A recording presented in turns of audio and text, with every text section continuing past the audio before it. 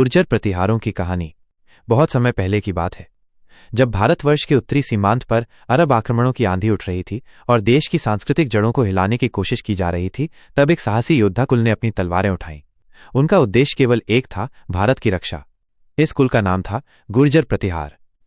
एक वीर भूमि की गोद से राजस्थान की तपती रेत और गुजरात के वीरान पठारों में एक ऐसा समुदाय बसता था जिन्हें लोग गुर्जर कहते थे। ये कोई साधारण जाति नहीं थी। इनके रगों में साहस दौड़ता था और आंखों में स्वतंत्रता की ज्वाला थी। इन्हीं गुर्जरों में से एक कुल उठा जिसने भारत के इतिहास को बदल देना था। ये थे प्रतिहार। प्रतिहार यानी द्वारपाल, जिन्होंने विदेशी आक्रमणकारियों को भारत के द्वार से ही लौटा दिया। नागभट्ट की हुंकार। 8वीं सदी में एक युवा योद्धा खड़ा हुआ। उसका नाम था नागभट्ट प्रथम। जब अरब सेनाएं सिंध से होते हुए भारत में घुसने लगीं तो नागभट्ट ने राजस्थान और मालवा की धरती पर उनका डटकर सामना किया। उसकी वीरता ऐसी थी कि अरब सेनाएं उल्टे पांव लौट गईं। तब से भारत में लोग कहने लगे, जब तक प्रतिहार है कोई भी आक्रमणकारी भारत की आत्मा तक नहीं पहुंच सकता। 3 सम्राट, एक सिंहासन, कन्नौज। प्रतिहारों की शक्ति बढ़ती गई।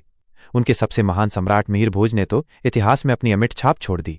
उन्होंने उत्तर, पश्चिम और मध्य भारत को एक ध्वज तले लाकर कन्नौज को अपनी राजधानी बनाया। लेकिन कन्नौज को केवल प्रतिहार ही नहीं चाहते थे। दूर बंगाल में बैठे पाल राजा और दक्षिण में राज कर रहे राष्ट्रकूट सम्राट, तीनों की निगाह इसी सिंहासन पर थी। और इस तरह शुरू हुआ त्रिकोणीय संघर्ष, जिसमें मिहिर भोज ने दोनों राजाओं को चुनौती दी और लंबे समय तक कन्नौज की सत्ता अपने हाथों में रखी।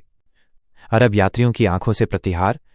जब अरब व्यापारी और यात्री भारत आए तो उन्होंने जो देखा उसकी कल्पना भी वे नहीं कर सकते थे। वे लिखते हैं, इस देश में एक ऐसा सम्राट है जिसके पास विशाल सेना है, घोड़े हैं, हाथी हैं और धन की कोई कमी नहीं। उसका नाम है मिहिर भोज प्रतिहार। अरब लेखक सुलेमान ने तो उन्हें राजाओं का राजा तक कह दिया। कहानियों से किताबों तक। कालांतर में प्रतिहारों की शक्ति धीरे धीरे कम होने लगी। समय बदला, राजा बदले और अंततः ये महान वंश इतिहास के पन्नों में दर्ज होकर रह गया। लेकिन उनकी भूमिका कभी नहीं भूली जा सकती। वे सिर्फ शासक नहीं थे, वे भारत के रक्षक थे, संस्कृति के संरक्षक थे और स्वाभिमान के प्रतीक थे।